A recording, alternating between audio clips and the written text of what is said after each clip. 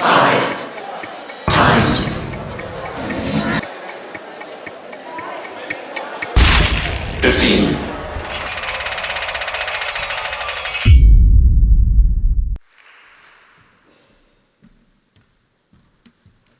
a clock before I came up on stage. So,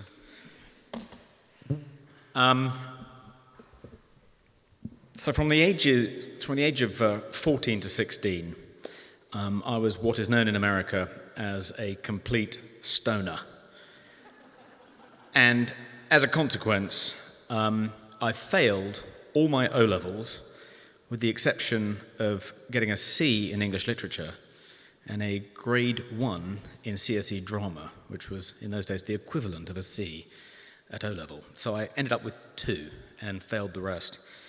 And I remember calling up my mother, who wasn't at home when I got the letter with my results, saying rather cheerfully to her on the phone that I didn't think I was academically bright, which is a middle-class euphemism, as I'm sure you know, for thick as a plank. My mother was disconcertingly blasé about this and said, "Oh, never mind, darling. Plenty of people have very satisfying lives as electricians, plumbers." And I then embarked on something called a work experience program, where I learnt various different trades. I worked as a car mechanic for a bit. I worked in a kitchen. And the idea was that if you were, it was sort of like I was on a path of downward social mobility. If you weren't really intellectually able enough to retain your toehold in the middle class, you went on a work experience program and became kind of reprogrammed. Even though I had concluded after my appalling O-level results that I wasn't academically bright, after being immersed in the world of manual labour for 6 months, I concluded that I wasn't really cut out for manual labour either. And my father came up with the bright idea of sending me to Israel to spend several months on a kibbutz. So I went to Israel, and for the first time in, I think, 3 years, didn't have any access to dope, and so involuntarily sobered up, as it were. And the fog of my mind began to clear, and I became very, very exercised by the Arab-Israeli conflict, read the Jerusalem Post every day, engaged in discussions about this, became interested in Middle Eastern history, and my brain essentially switched on. It was woken up. And I had several kind of life-changing experiences during this period in Israel. I remember on one particular occasion swimming across Lake Galilee, and halfway back there was a thunderstorm, and I sort of made it to the other side. And it was the sort of thing that's supposed to happen to kind of dropouts who've kind of taken too many drugs and failed all their O-levels. It was a kind of life-changing kind of outward bound sort of experience. And I was really inspired by kind of by making it across the Sea of Galilee and not getting struck by lightning. And I had a sort of epiphany that I would go back to school, I would resit my O-levels, I would embark on a course of A-level study, and God damn it, if I was going to do this, I might as well go all the way. I would apply to Oxford, which was a fantastically unrealistic ambition because I only had 2 O-levels. Well, in fact, I only had 1. I only had a C in English literature and a grade 1 in drama. But nevertheless, I thought if I'm going to embark on this road, I might as well aim for the top. I came back from Israel. I retook 3 O-levels and got 3 Cs. So here I am with my 4 Cs and a grade 1 CSE pass in drama. I managed to scrape in to a school in North London, which some of you may know, called William Ellis, not too far from here. I was in the last grammar school year. And I embarked on a course of 3 A-levels, politics, history, and English. And fast forward 12 months, I decide to apply to Oxford. Now, I do a bit of research and discover that Brasenose College has a scheme that it's introduced to encourage children from state schools to apply. And instead of having to sit the Oxbridge exam, which you had to do then, the idea was you went for a very testing interview with the tutors for the subject you'd applied to do at the college, and they then, if they liked you, made you a fairly reasonable conditional offer. So I went up for this interview, and it was an ordeal. Everything that I'd heard about the Oxford interview was true. I was seated in a chair which sort of collapsed under me, and these sort of three very distinguished-looking white-haired gentlemen way up here, sitting behind a desk. And the first thing they asked me to do was turn over a sheet of paper in front of me, and there were 10 propositions about Scotsmen. Some Scotsmen eat porridge, few Scotsmen eat porridge, a few Scotsmen eat porridge. And the philosophy don, I'd applied to do philosophy, politics, and economics. The head of philosophy in Brasenose said, she's fired these questions at me. Are 1 and 3 compatible? I had to look at this list and figure out if some Scotsmen eat porridge was compatible with few Scotsmen eat porridge. And after I'd kind of wrestled with this for a bit, another tutor sort of leant forward and said, "You're the driver of a runaway train. There are 3 people on a branch line doing some work. There are 3 people on the line you're on doing some work, but one person just crossing another line. Now, the one person who's crossing the other line has the right to feel completely safe because you're supposed to go in a straight line. But if you go in the straight line, you'll kill the 3 people that are working on the line. Do you switch the points and kill the innocent person? Or do you just carry on?" And I struggled with this, and then as I was struggling with this, it was mind-boggling stuff. The economics tutor kind of darted forward and said, "What's the more diffused federation, Russia or the United States?" Anyway, it was grueling, and afterwards, I got a phone call from the admissions tutor, a man called Harry Judge, to tell me that if I managed to get 3 Bs and an O-level pass in a foreign language, then I would be given a place at Brasenose to study PPE. And I talked this over with my dad, and we decided that my best bet was to try and get the 3 Bs in English, politics, and history, but I had no hope of getting the O-level pass in French, and I should just not bother with that and concentrate on the A-levels and just hope against hope that if I got the 3 Bs, they'd give me a place.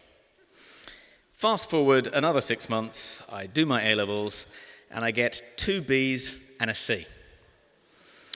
And about a week later, I get this letter. Alex, first slide.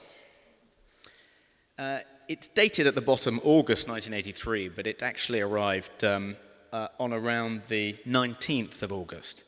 And as you can see, it's not addressed to me personally, but it says, "I am pleased to know that you will be coming up to Brasenose this October after what must have been an agonizing wait for the A-level results. During this long vacation, I have to register you for matriculation as a member of the university, and in order to do this, the university authorities require your O-level certificates. Could you therefore please let me have these at the very earliest opportunity? They will be returned to you later in the term. College Secretary." Now, not addressed to me personally, but presumably a letter sent to all those candidates who were actually being offered places at Brasenose. So even though it didn't look like a formal letter of acceptance, I assumed that because I'd been sent this, I'd got in. Yeah, I told my mother, she couldn't believe it. I told the teachers in my school, they couldn't believe it either. I'd somehow got in, having got 2 Bs and a C, and not even bothered to try and get an O-level pass in a foreign language. I was absolutely cock-a-hoop. For a week, I was walking on air. I thought, I've done it. I've achieved my dream. I've got into Oxford.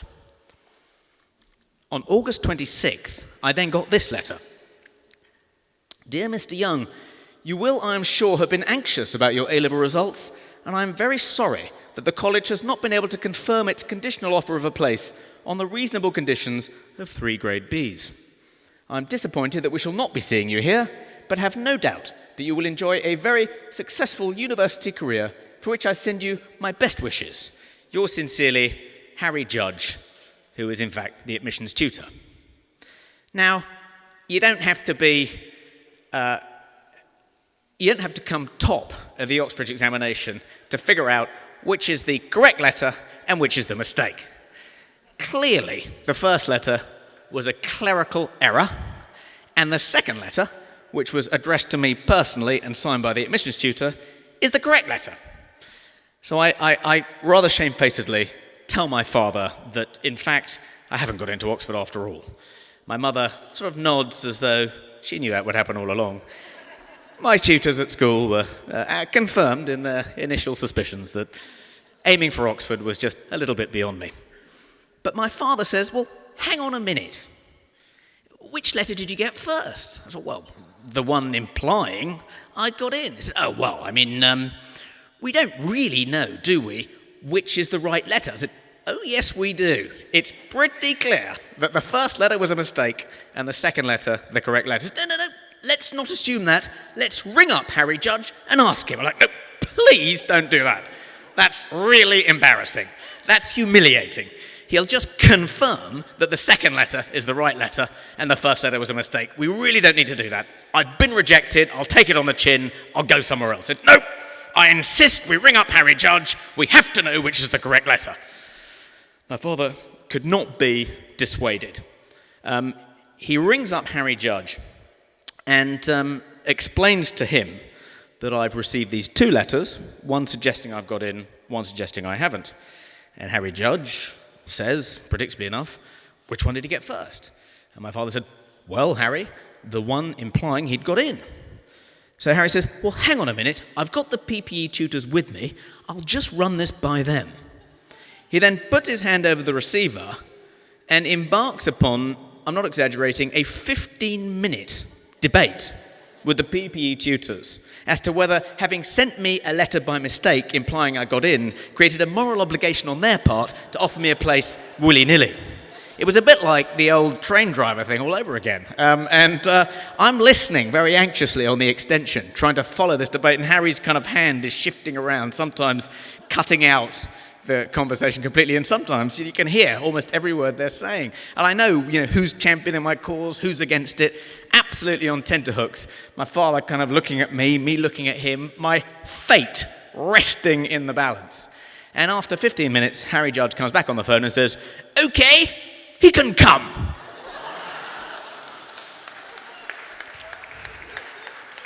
Now, there are various conclusions you can draw from this story. You could conclude that however poor the hand you're dealt, you should never fold, because you never know, you might just win the hand. It ain't over till the fat lady sings. And my father was very much a never say die kind of guy. And that was an important life lesson. You could say, after Goethe, that be brave and divine forces will come to your aid. After all, it was just a bog-standard clerical mistake. The college secretary put the wrong letter in the wrong envelope and sent it to me, and in doing so, completely changed my life. But the conclusion I drew from this experience is that ultimately, you are at the mercy of blind luck. I just happen to be extremely lucky. Thank you.